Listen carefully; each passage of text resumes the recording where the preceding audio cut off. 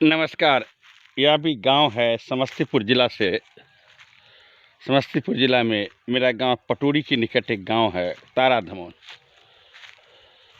तारा धमोन एक पंचायत भी है, पटोरी अनुमंडल के अंतर्गत आता है। आज गांव में मैं आया हुआ हूं। जो पेड़ लगाया हूं, शीशम का पेड़ और आम का पेड़, लगभग 300 से 400 शीशम का पेड़ है, 400 से ऊपर कहिए। इसके बाद आम का पेड़ वहाँ नज़र पड़ता है, मेरे खेत में है। इसी के सुबह पर मैं निरीक्षण कर रहा हूँ। मेरे मन में शीशम का पेड़ और आम का पेड़ लगाने की क्यों आवश्यकता पड़ी, क्या मन में आई बात, उसको विषय मैं कह दूँ। पर्यावरण की दृष्टि से, पर्यावरण के प्रति हमेशा मैं कॉन्शियस रहता हूँ।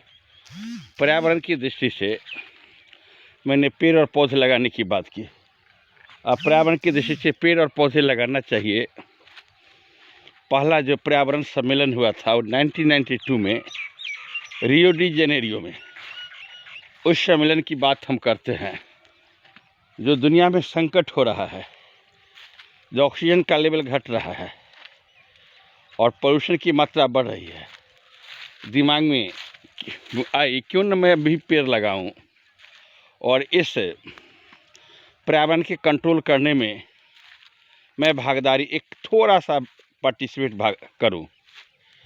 मन में बात आई, ज़मीन अच्छी है और वो अच्छी ज़मीन में मैंने पेड़ लगाया, शीशम का पेड़। हालांकि शीशम का पेड़ लगभग 7 से 8 साल पुरानी है, ज़्यादा पुरानी नहीं है।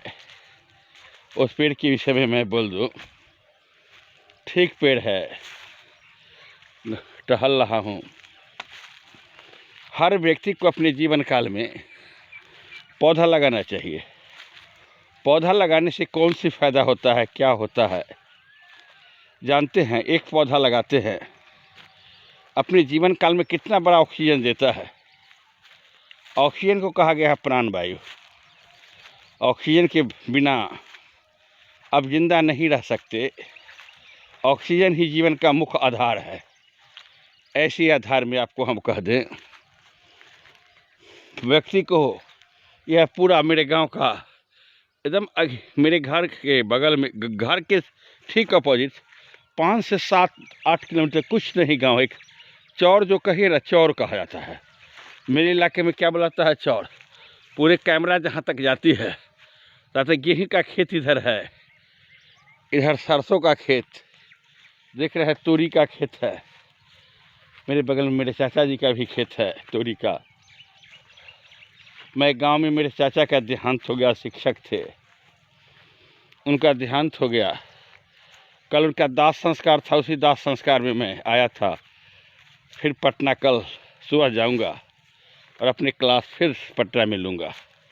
ऐसी स्थिति में मैं, मेरे चाचा जी का डेथ हुआ, बहुत सदमे में हूँ।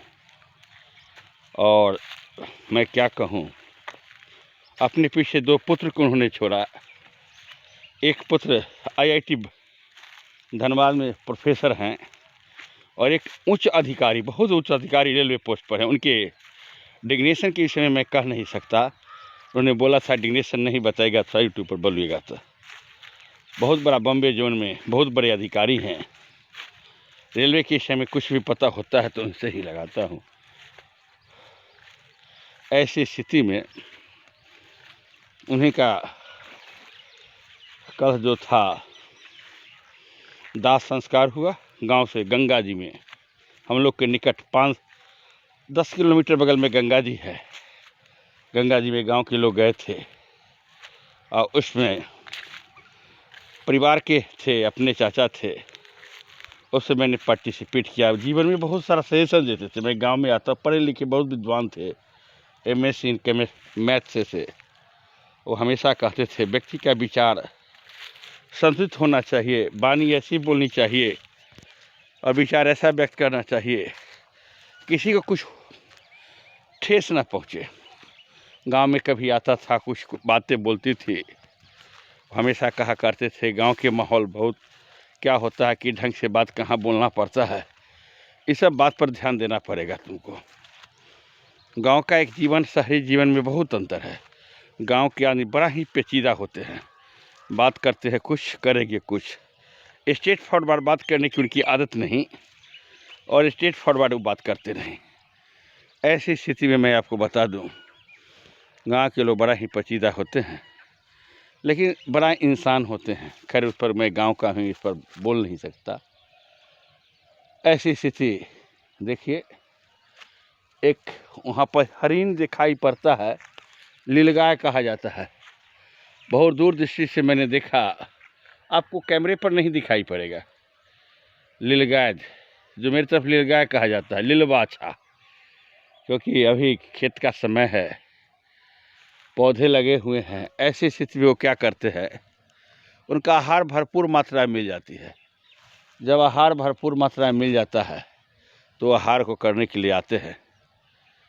फिर मैं आता हूँ, अभी गांव पटना जाऊंगा, फिर इनका श्राद्ध कर्म होगा और कुछ होगा, तो निश्चित 1-2 बार 3 बार आना ही पड़ेगा, क्योंकि परिवार के सदस्य हैं। आप लोग अच्छे से पढ़िए, कोई अपडेट आता है निश्चित रूप से रात तक डालूंगा। हृदय से सब आदमी को धन्यवाद। Thank you.